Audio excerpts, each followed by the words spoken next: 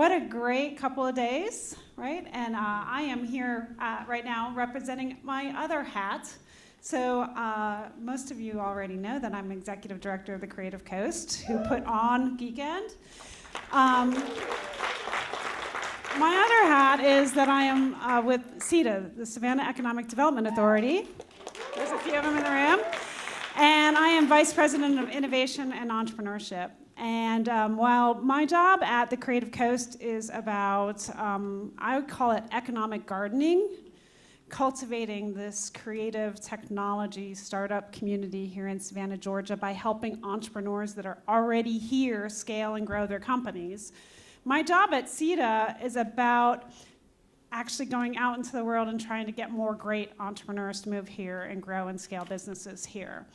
And also work with the companies, larger companies that are already in the area and help them innovate, hence VP of Innovation and Entrepreneurship. And so I am really pleased today to be able to announce our final keynote. It was really important to us that we put together a program that touched all sorts of innovators in our city.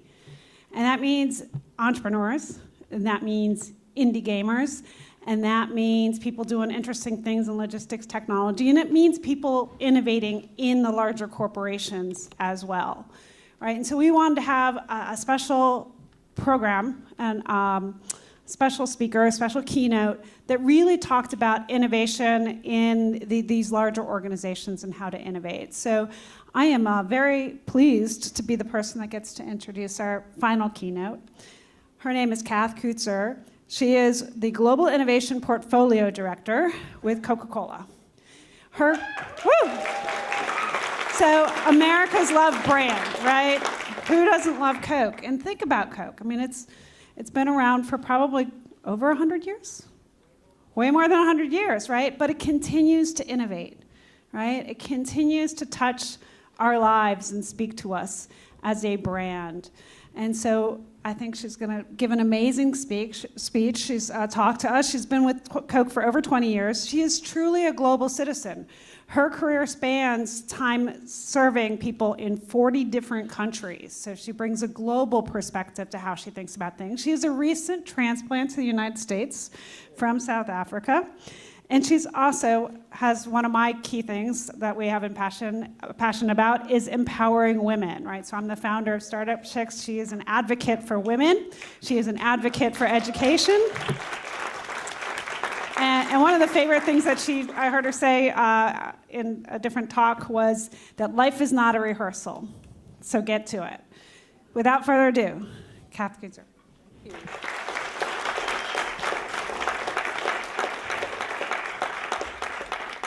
So good afternoon, Savannah. So you'll hear from my accent, I'm definitely not American. I apologize in advance. I am from a tiny country at the southernmost tip of the African continent called South Africa. And for those of you who've had the privilege of visiting that country, you'll know it's a really beautiful space. It's diverse. It's a tapestry of cultures. We have 11 official languages. We speak generally quite quickly. So if I'm speaking ahead, put your hand up and go, hey, slow down. It's all good. My family and I have been in the country for all of 15 days. It has been, I'm going to describe it like this: adventure, admin, and aviation. Adventure because it's just new and it's just amazing, and people in the South are exactly what they say they are, which is warm and friendly. So thank you for that, and another example of that hospitality. Admin because I have never filled in as many forms as I have in the last 60 days. Who knew that your daughter had to have a 4-page form to get on a yellow school bus? That's a whole new learning curve for us. And aviation because it really is kind of just dipping in and out and trying to figure out what do we have in common and what is different. And what I'm figuring out, it's really in some of the language and the nomenclature. So the other day I was sitting in a restaurant and I said, may I please have a serviette? And the lady tending to us said, what do you mean? I said, a serviette. She said, well, what is that? And I said, it's that thing that you want a napkin? I mean, that's what it is. That's what I'm looking for. Thank you. A napkin. And then I was telling a colleague of mine on Wednesday this week, I pulled up to the robot. And he looked at me and he said, you have robots in Africa? And I went, yeah, a lot of them. He went, what do they do? I said, they turn red, yellow, and green. He goes, the traffic lights? I said, the traffic lights. So I'm learning 15 days in that there are things that we use different terms for. So if I say anything that doesn't make sense, just go, hey, what is that in American language? So it's a real honor to be here today. Thank you so much for having me. I thought I'll do something a little bit different. I'm not going to lecture you on innovation. There are so many innovation minds sitting in this room.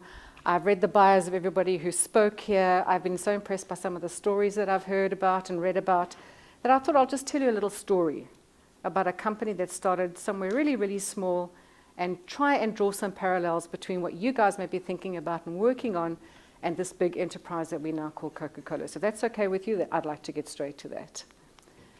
So in 1886, a pharmacist by the name of John Pemberton developed a brown soda fountain drink with bubbles. Sold that in a little pharmacy in downtown Atlanta. He charged 5 cents a glass for that cold drink, and everyone who tried it absolutely loved it. Sales were great back then. He sold 9 whole glasses a day.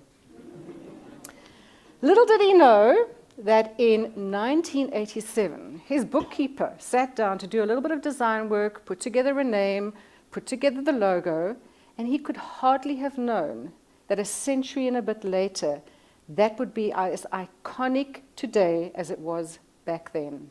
Who would have imagined? That cursive typeset we call Spencerian script is very proudly protected by everybody that sells and serves Coca-Cola around the world, and we'll talk a little bit about that.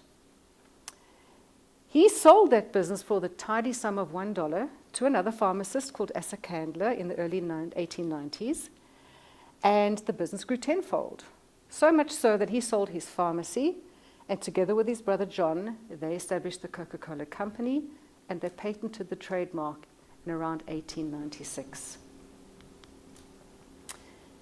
Little did Pemberton know that in 1899 that drink would be sold in glass bottles and that they would start licensing independent bottling operations to sell that beverage around the world and across many states in the USA. And so was birthed what I think is probably one of the oldest franchise models then and still around today. We don't do business without our bottling partners. It really is a partnership model. Little did Pemberton know that in 1919 the business would again be sold, this time for a very tidy sum of $25 million to a group of investors led by a banker by the name of Ernest Woodruff. Ernest's son Robert, in this picture, would go on to lead the company for 60 years, 6 decades. I don't know of another CEO who has led a corporation this size for that length of time. And you'd imagine that the corporation would get tired, but it didn't. Little did Pemberton know that Robert Woodruff was so passionate about this brand that he would expand operations to 24 countries with those bottling partners. Little did Pemberton know that 30 years after he concocted that wonderful drink, the contour bottle would be introduced and would make the brand and the drink instantly recognizable amongst any of the other beverages sold in the day. Little did Pemberton know that during the Second World War, they would advance those operations to the Pacific, to Europe, and across Africa. And by the end of World War II, 5 billion bottles of cold drink, of Coca-Cola, would be consumed. 5 billion. Little did Pemberton know that by the 1960s, Coca-Cola would go on to introduce other flavors like Fanta and Sprite, very well-loved brands around the world. And that by 1985, they would extend the Coke franchise into Diet Coke with great and enthusiastic response from consumers. And I have to say, wherever I go, I always listen for what people are ordering. And 9 times out of 10, when it's a Coke they're ordering, I'm hearing them say Diet Coke or Coke Zero. And everyone has a very particular preference for one versus the other. So this has been an amazing evolution in our portfolio.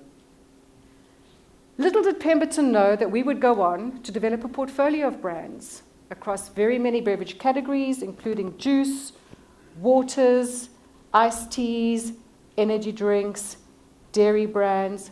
And why did we do that? Because the consumer keeps changing. The consumer is a fickle creature. The consumer creates new demands and has different expectations day in, day out.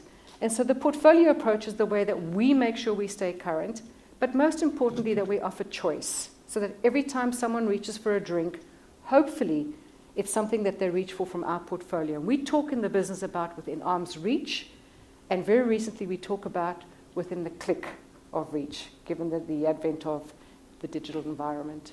So we're very proud of the portfolio that we've built and are building around the world. Little did Pemberton know that what started out as a very humble beverage would expand today to over 450 brands around 204 countries. That it will be such an expansive enterprise, employing thousands of people around the world, creating love and the enjoyment of refreshment through brands like Coca-Cola. Little did Pemberton know that today, right here in Savannah, in this wonderful crowd of people, we'd be telling the story of Coca-Cola yet again, 133 years after the first person drank the first glass of Coca-Cola. As I said, my name is Cath. I'm a huge advocate for the Coca-Cola company and for the brand because I believe in what the brand stands for. And innovation does many things. It can change your brand radically overnight. But I do believe at the heart of every brand positioning and the work you do in your innovation portfolio, you need to hold on to what your DNA is. And that's why I've stayed for 20 years at Coca-Cola, because I love the people and because I love what we stand for. You may know this quote. It's one of my favorites about Coca-Cola, by the great artist, producer, and creative lead of the visual arts movement known as pop art, Mr. Andy Warhol, who said, you can be watching TV and seeing a Coca-Cola ad, and you know that the president drinks Coke, Liz Taylor drinks Coke, and just think you can drink Coke too. A Coke is a Coke, and no amount of money can get a better Coke than the one the bum on the corner is drinking. All the Cokes are the same, and all the Cokes are good.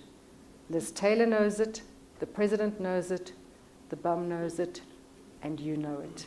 And this is possibly the love relationship I have with this brand, is a Coke is a Coke. You cannot buy a better Coke. It is magical and the same everywhere around the world. He also said, and this is my favorite business quote by him, being good in business is the most fascinating kind of art. Making money is art, and working is art, and good business is the best art. And I think it is this best art that brought you all to Geekend 2019. It is this idea of great art and business that is at the core of what many of the conversations have been about, and what I'm sure many of the great speakers referenced when they shared their experiences and their insights. I will tell you this. There's a lot of lore about the secret formula. Does anybody know what the secret formula is? There's lavish gifts waiting if you can guess what the secret formula is. I will share with you that there genuinely are only 2 people in the world who know what the formula is. But I will also tell you this, and this is my fundamental personal belief, that the real secret formula of Coca-Cola is this magical thing called belief. Belief that you can take something from such humble origins and you can grow it through the power of people, their passion and their commitment to something that is such an expansive enterprise in the world today. I believe that belief is at the core of what brought you here. This is why you've spent and invested your time in Geekend over the last couple of days. It is belief that has created millions of Coke stories around the world. And the anthropologist in me wishes I had time to hear every one of the Coke stories that I'm sure many of you have. I love hearing about the time that people first found Coke, when they first decided that they loved Coke. And of course in America, these are amplified stories because we've got fantastic, I call them partners, some people call them competitors, but the boys in blue down the road, very good for business. There is nothing like a catalyst to action when you have someone else in the same sector as you.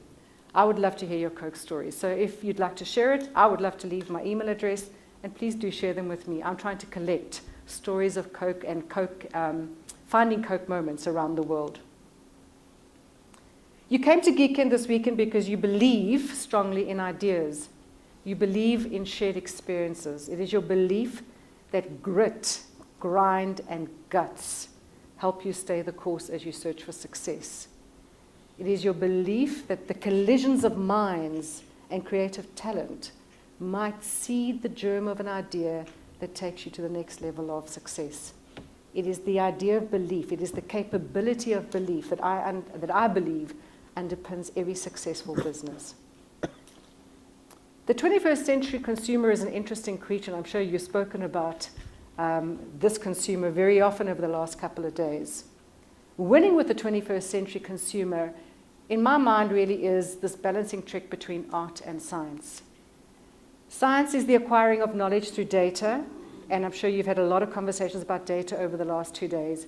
Anyone in business knows that data is the new currency. In fact, I heard the CEO of a company called Keller Williams here in the US refer to data as the new oil the other day. And I think he's spot on. I really do think he's right. Art is taking that knowledge and applying it through innovation in such a way that your services, your products, your brands are adopted by consumers and integrated into their everyday lives. That is the indication of success, when they don't see their lives operating without the service or the product or the brand that you have to offer.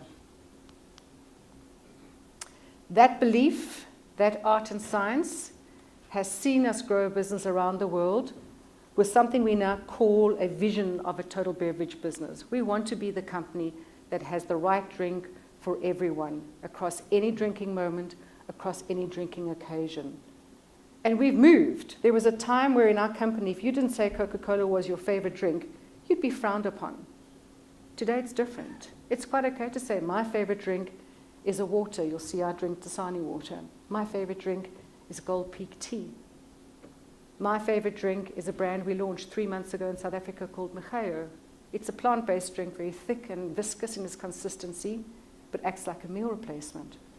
And so it is that belief that propels our business forward. It is that belief that sees hundreds of thousands of people go out into the market every day and do the business of Coca-Cola.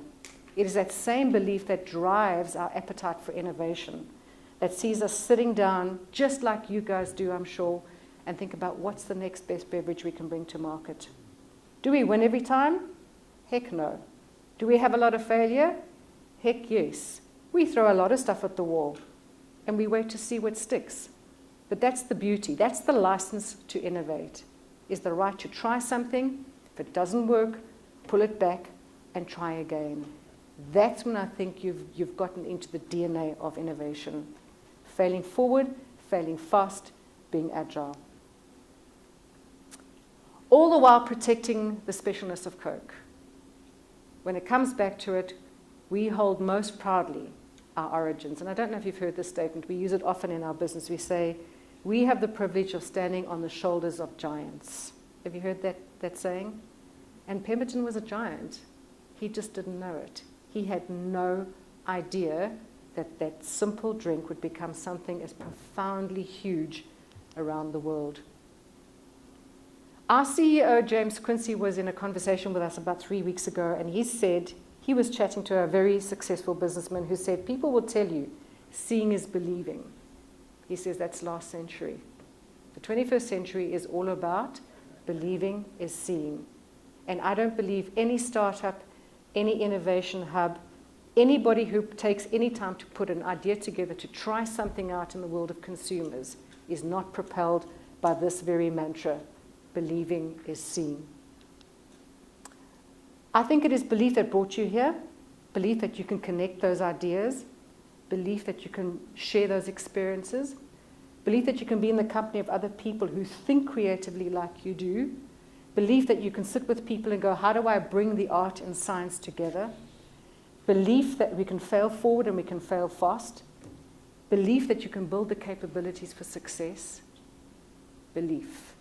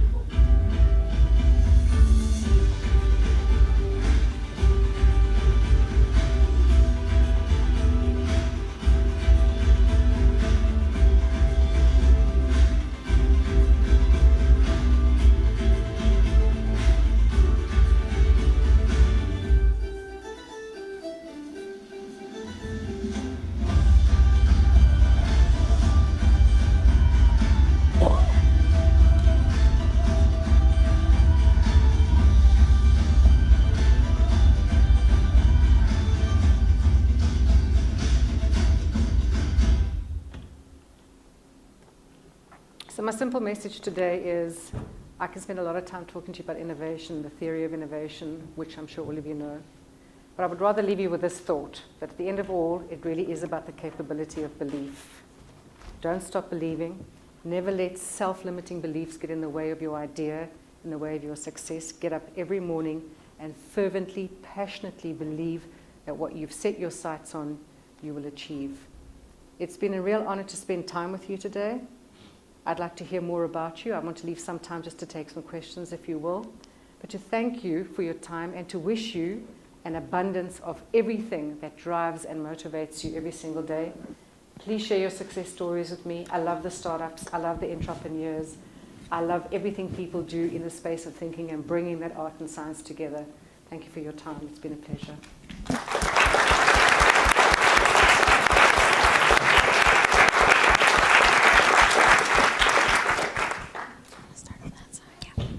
Any questions?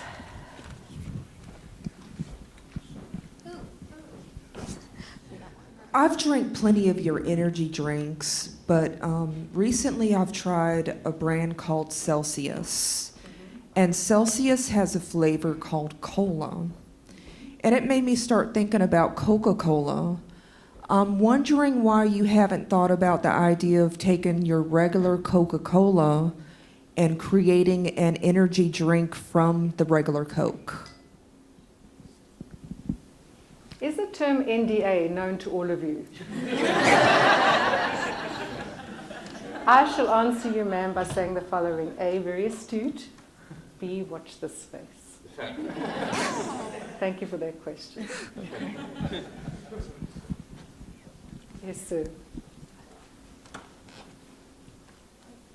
All right, cool. Thank you for coming. My question is, what is your favorite Coca-Cola ad campaign and why do you like it?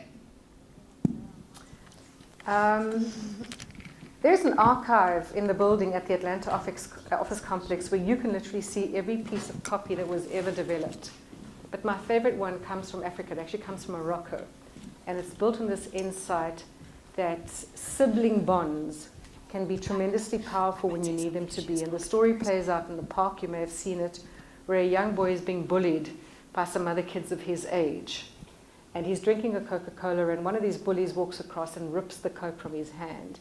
And as he turns around to walk away, he runs into this young boy's bigger brother, who sorts him out there and then. And it's probably the one advert that brought tears to my eyes. Now, it may be driven by the fact that I have sons myself and really resonates with me, and I get that. But it was just, for me, what is beautiful about advertising is when it really just clicks on a deep human insight and connection. And that particular advert would have to take the cake, I'd say. There will be many beautiful ones. You know, I love Hilltop. It's iconic. It's you know, everybody talks about the Hilltop ad. But I would probably say that one for sure. For sure. So you had a question up there. Oh, I have a question. Sorry, I have the mic already. Hi. This is loud. What opportunity or what does the conversation end up being like when somebody tells you their favorite soda is Pepsi, is a Pepsi brand? What does that conversation end up being? Conversations. I love them. So first of all, it would be remiss not to acknowledge that competition is very good for your business. Competition gives you reason to propel forward and fuels your desire behind success. But I will tell you this, that the Pepsi conversation, certainly in conversations I've been exposed to, is one of great respect. It's a company that's built on very similar ideals and values to ours. They do very good business around the world. And I always tell my teams, you respect your competitors. They're doing something right too, and you can often learn from them. Having said that, Pepsi has a different footprint around the world. The country I come from, they have a 3% market share, whereas in a country like America, it seems like it's a kind of a two-horse race, right? Am I right? That's my assumption about 13, 14 days in. So relative to market share, you will come at the market with a strategy that reflects what your goals and ideals are relative to growth and market share gain. But as it relates to the conversation about Pepsi, I love them. I think they're a fantastic organization. I was so impressed by their previous CEO. And if you haven't read her farewell note to her employees, I would urge you, take the time to read that. It's highly inspirational. and it gets at the core of all things business, which is lift your head just long enough to know, which is what I say, life is not a rehearsal. Don't get so sucked into what you're doing that you miss out on this wonderful thing called life. Yes, sir. Coca-Cola is also known for one of the largest marketing failures in history. In the 1980s, they introduced a product called the New Coke. What did you learn from that innovation? Well, I was at school back then, so it was not my fault, thank you. That's the response I was looking for. I will tell you, it's a great case study. It's a great case study for marketers and innovators in, as you advance your innovation agenda, be sure to understand what is working and don't fiddle with it. Figure out ways to complement it, to bring new, fresh ideas and find new ways of connection, but do not mess with what works.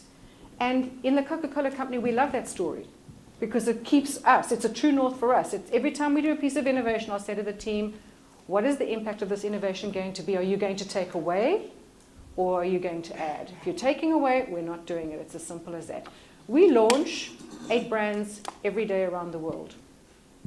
And that's a true north for us. If it's diluting value somewhere, if it's cannibalizing, do not do it. Do not do it. So it's a great case study. I believe it's still taught in business schools around the world. Yeah? Hello. Hey. Again, thanks for coming. This has been very interesting, really impressive. 2 questions, maybe 2 more challenging ones. As consumers have more education around health-conscious choices and also environmentally conscious choices, how is Coca-Cola working with that?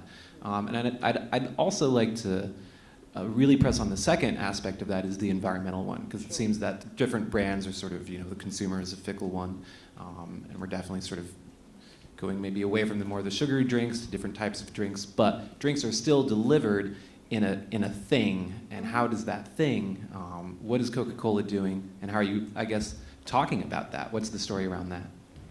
So let me answer the first one, which really at the heart of it alludes to sugar, right? And the story there is we decided about 7-8 years ago that the smart consumer thing to do would be to provide choice.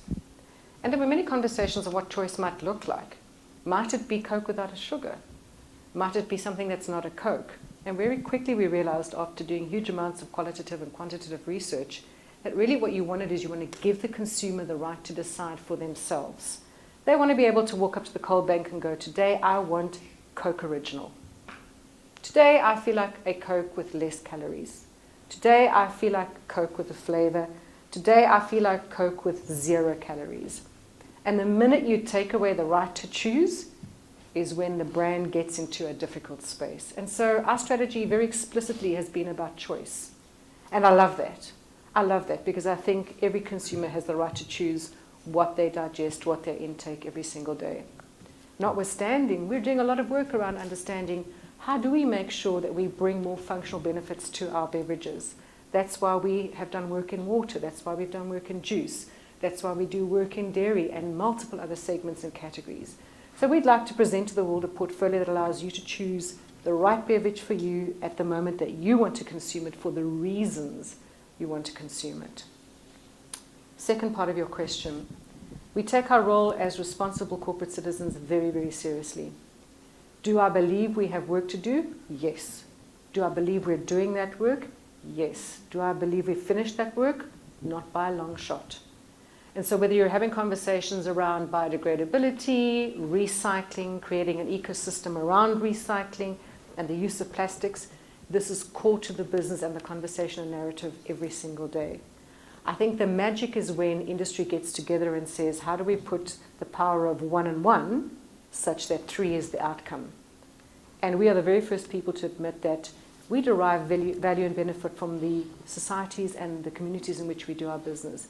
And if we don't hold ourselves to that responsibility, we shouldn't be in business. That answer the question? Yeah. Pleasure. My question has to do with a machine that's popped up over the last few years in this region, a Coca-Cola freestyle machine. Yes. And in particular, I wanted to know if the story I heard was true, that the Coca-Cola partnered with the inventor of the Segway to create those machines. Dean Kamen? I can't think of his name now, but my understanding was he agreed to design those machines if Coca-Cola agreed to produce water quality machines that help purify.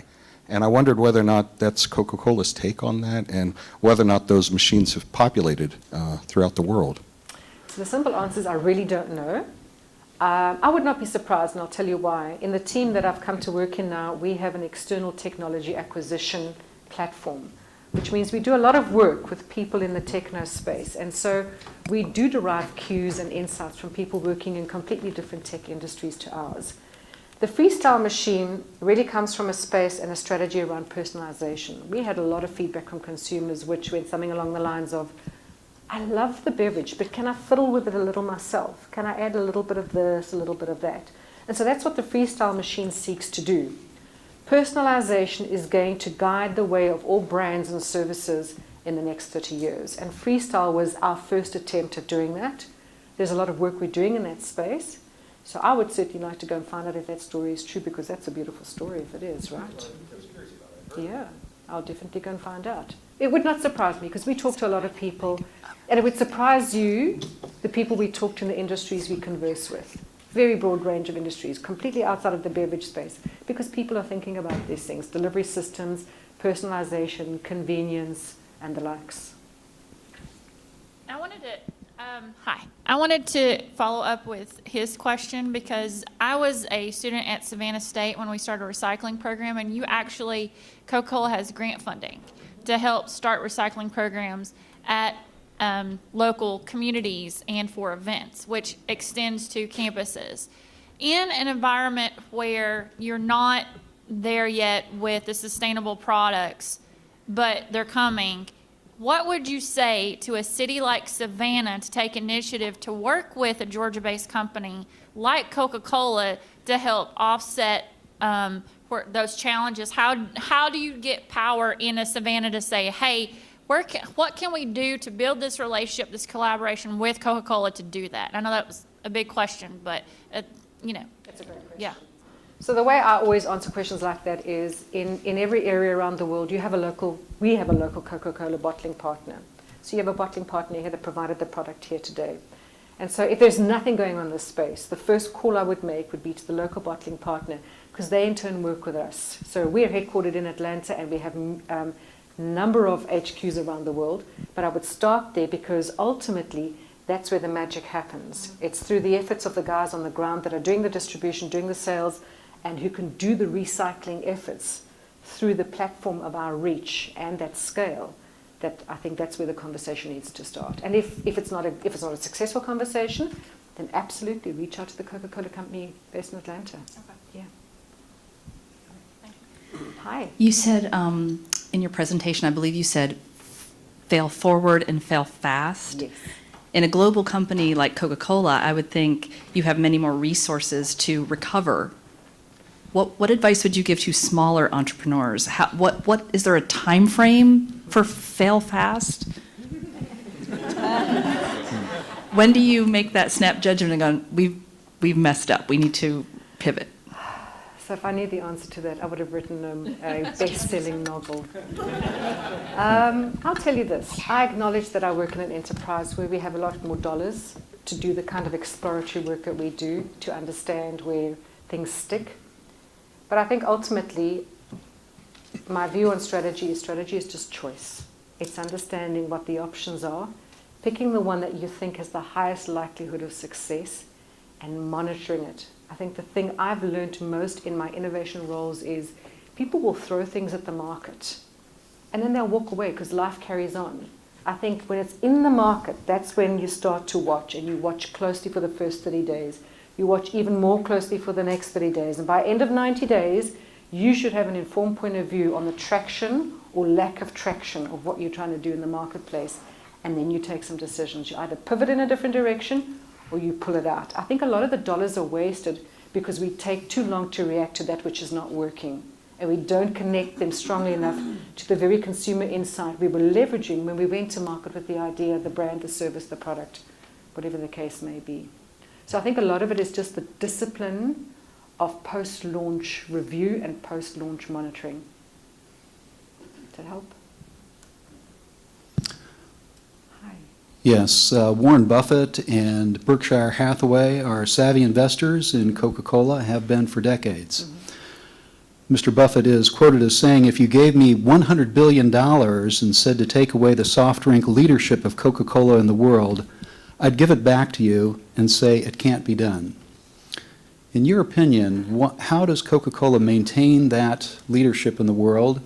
Obviously, having 450 brands is a huge portfolio to maintain. What are some of the challenges you see in maintaining that leadership? That's a great question. So our leadership position looks very different relative to which country you're looking at. But I will tell you this, that is common across the company, and that's why I spoke about the capability of belief. Every day we get up and every day we go to market to fight for one more point of share. Where the conversation has changed is we used to talk about volume share. We no longer talk about volume share, we talk about value share. And value share is value to the consumer, value to the customers, the shopping environments in where we do our business every day, value to the environment, and value to multiple stakeholders. So it's a tough battle. I've seen many people come and go at Coke. At the face of it, it's a fairly simplistic business. It's beverages, you throw them down your throat and you move on. But behind that simplicity is a battle hard fought every single day. We make sure that every one of our employees are connected to strong metrics that have got to do with value share gain, value share protection. Sometimes we get it right, sometimes we don't. But I think that belief is what keeps bringing us back, and nothing motivates a team more than a goal like, I would love us to celebrate a 3 value share point gain by the end of this year. Let's see if we can go do that. In fact, from where I come from, they use the go KYA. And I'm sure that's familiar to you guys. Go kick ass. Okay, every single day, go out there and do what you do best. So we are never complacent. We're never complacent. And our previous CEO coined a beautiful term, and now I'm going to forget it because I wanted to tell you it. I think he called it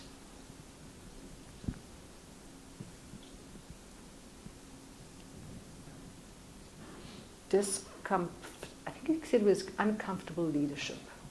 Something like that, but something that goes, never for one moment assume arrogance, never for one moment be complacent, never for one moment take your eye off the ball. The consumer decides every single day. I'd love an hour with Warren Buffett, by the way.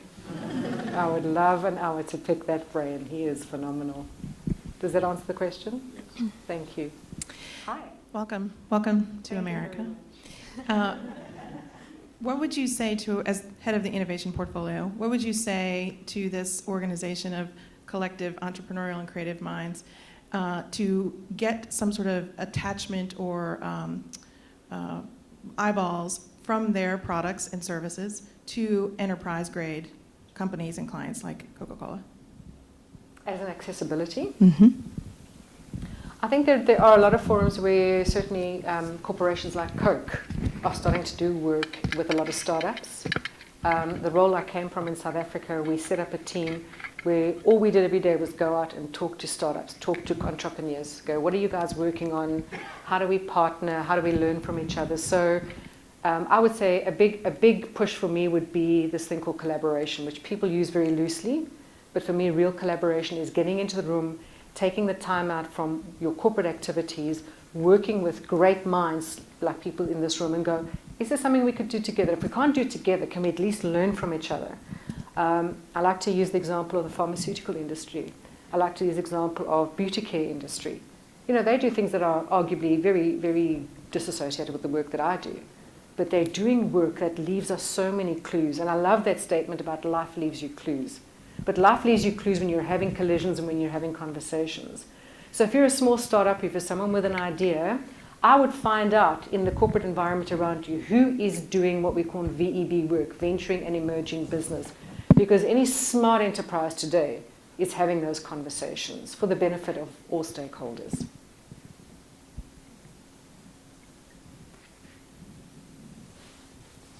Hi, again. Do I need a mic, Billy? Okay, I'll do it. So you're saying that you're collecting Coke stories. I would be curious what your Coke story is, or some favorites that you've collected. I'll tell you mine first. So I think I was 5 years old, and my mom used to send us to the local corner grocery store to buy bread and milk. And there was never money for Coke. And I always wondered why she never asked me to buy Coca-Cola, but I'd see people reaching into the cooler and buying the cold drink. And I came home one night and I said to her, how come you never tell us to buy Coke? And she said, well, right now there isn't money to buy Coke. It's bread and milk. So I went, okay, so Coca-Cola must be for really rich people. And then my father said, hang on a second, it's just we've never thought about it. And so he went up to the same store and he bought, I'll never forget, a glass 1 liter bottle of Coke. And he came home and he poured us each a glass. And I don't know for you, but that was a magical moment for me. I mean, you have the same moments with Pepsi if you come from Pepsi country. But it was a magical moment for me, and I discovered the love of the brand and the love of the product. And then life continued. I went to college. I ended up becoming a lecturer. And one day I was delivering an address, and I spotted a man at the back of the room who kept looking like he was scowling at me. And he kept catching my attention because I was like, why is he frowning the whole time? And the next day he called me and he said to me, I'd like to offer you a job. And I said, really? Where? And he said, at the Coca-Cola company. I went, no, thank you. And he went, what do you mean, no, thank you? Everyone says yes. I said, no, well, I love what I do. And he says, I'm going to give you a couple of days to think about it. I really think you should come and try something different. And I thought about it, and I thought about it, and I thought, you know what? What have I got to lose? You know, life's an adventure, life's not a rehearsal, let's go do this. And that's literally how I fell into Coke. And I love that story because for startups and people doing new work, I always say never say no to opportunity because you never know what it's going to bring you, right? So that's my personal story of Coke. I've been around for 20 years. They will literally drag me out kicking and screaming before I leave this enterprise. I love it so much. Some of my personal stories have been the stories through the work that the Coca-Cola Foundation does, whether it's in water stewardship, whether it's in female empowerment. I worked in a business unit where we had a goal to empower 5 million women by the year 2020, all through the value and supply chain. I don't know that we're going to hit 5 million people by next year, but the number is looking close to 2.8 as we stand right now. And then there's the multiplier effect. So for every woman you empower in the communities in Africa, they take their families and their extended families in the community with them. So those are the stories I love. But I do love the stories of discovery of Coke on a very personal level. So I'd single out those two.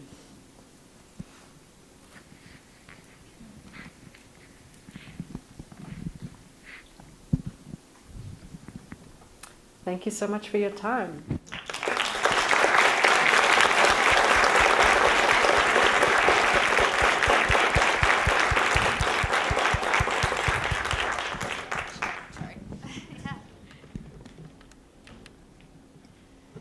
All right, thank you for joining us.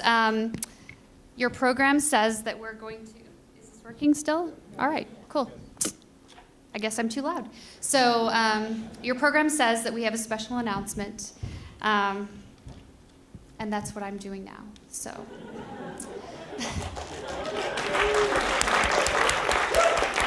I haven't told you what it is yet. So this weekend we've learned from one another about how we can do now better. We've connected with new friends and reconnected with old friends. We've seen the world from a new perspective. We've been reminded that we're capable of the extraordinary.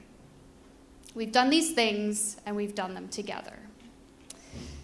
For the past 10 years, we've been geeks and we've worn the label with pride. Some of us have been geeks for a very long time.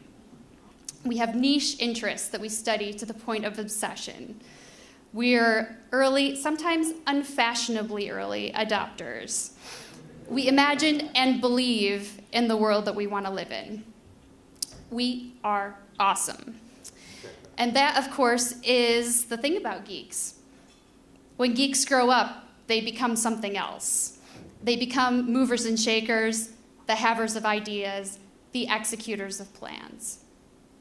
On this, the 10th anniversary of Geekend, we want to recognize everybody who's worked hard over the years to make this event successful. So if you, this year or any other year, have been involved in organizing Geekend, please stand up and be recognized right now.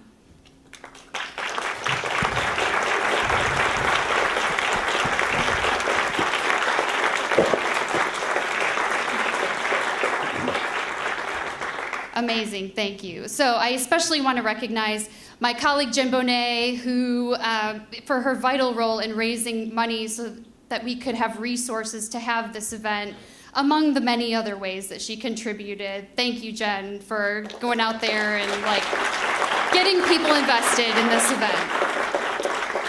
And this year's volunteer executive team, we said it before, Geekend is volunteer run, and this event would not be possible without these people. So I believe most of them are in this room right now. I'm gonna recognize them. Nipuma Bempola, where is he? There he is. He was wrangling volunteers. He is executive director of an organization called I Volunteer International. If you need volunteers for an event, you will want to speak to him. They also have an app that's launching in January, so you may wish to check that out at that time. Bethany Armstrong.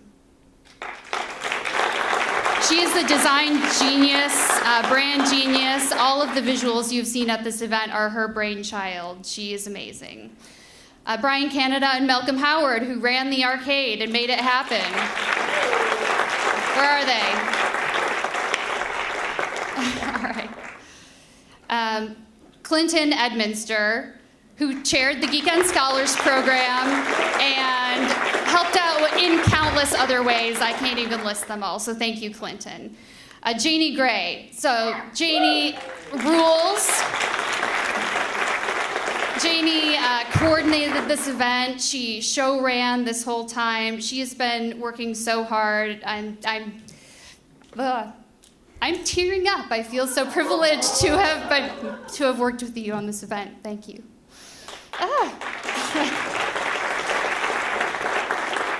Likewise, Rosie Keeley, also a showrunner, amazing coordinator. She's awesome as well. And finally, last but not least, Lori Zipperer, who organized the after party and social events, which we're going to enjoy later tonight. Really, thank you all for your selflessness, your expertise, and everything that you've given to this event. Like, this would not have happened without you.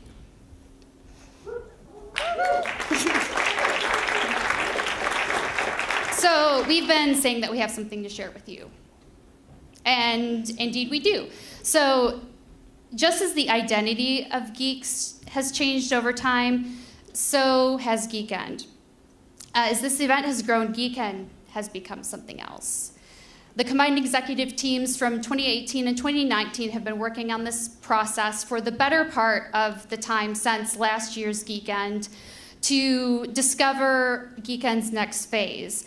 And we're very excited to share that with you now through the words of the former director of the Creative Coast, Blake Ellis. In Savannah, we are literally the environment. It's not a place that normally people wander through. You come here on purpose. I mean, in a world where you can work from anywhere, why not work from somewhere beautiful? Whether it's downtown on Factors Walk, where you're enjoying the incredible architecture we have here, or whether you've got a little office on the outskirts of downtown and you're in the Victorian district and you're watching communities kind of redevelop themselves overnight.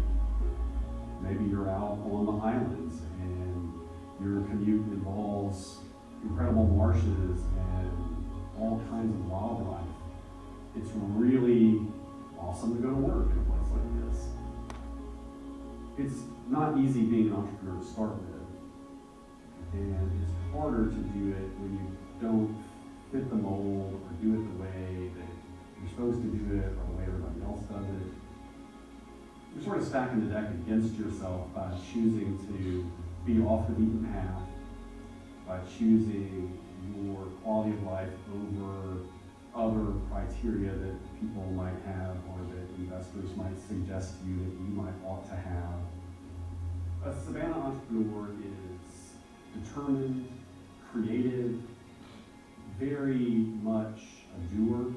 We have big ideas here, but we also do a lot of the implementation work ourselves. Really, it's a place for a well-rounded, dynamic person to really create something, and the community does a good job of making sure that you were held to a high standard. Silicon Valley has money, and Chicago, New York, Atlanta, lots of talent, potential employees. Savannah's got grit.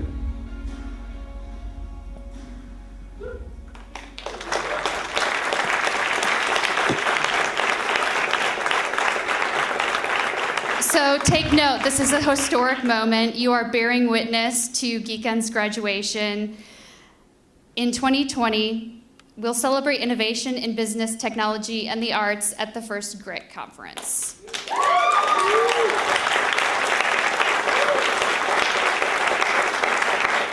So in my conversations with a few people who have asked, who I've shared this information with, they ask what GRIT stands for, and my knee-jerk response is nothing. It's not an acronym. It doesn't stand for anything. But the real answer is that it stands for everything. GRIT stands for passion and perseverance, endurance, stamina, and fortitude. GRIT is for everyone with a mission to do now better, and that mission means something different for each of us. So Blake Ellis is right. Savannah's got grit. But I think we can all agree that we don't have grit because of Savannah. We, the grown-up geeks, could make it work anywhere. Savannah's got grit because of us.